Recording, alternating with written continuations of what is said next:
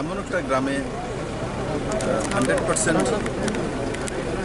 মানে house connectivity water supply হয়ে গেছে ড্রিঙ্কিং ওয়াটারের, যে গ্রামটি জনজাতি অধ্যুষিত এবং নাম রাজঘাট, জাতির জনক মহাত্মা গান্ধীর সঙ্গে জুড়ে আছে।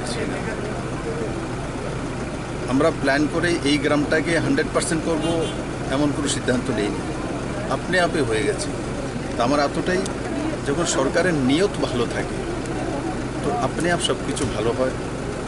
আমি মহিলাকে জিজ্ঞাসা করলাম যে তার আগে জল কোথা থেকে আনতে, অত্যন্ত কষ্ট হয়েছে। বলছে যে ইরিগেশনের জন্য জমিনে যে বোর লাগানো হতো, সেই ইরিগেশনের জল এনে তারপর খেতে হতো। আর আজকে বলছে বলে বাড়িতে আমার প্রথম কানেকশন আমার এখানে চলে এসছে, দূরে যেতে হয় না, নিজের বাড়ির মধ্যে জল, তার স্পিডও রয়েছে। তো আমি আশা করি রাজ্য সরকার যে সিদ্ধান্ত করেছে 2022 ডিসেম্বরের মধ্যে প্রত্যেকের ঘরে জল পৌঁছে দেওয়া, সেটা আমরা পৌঁছে দেব।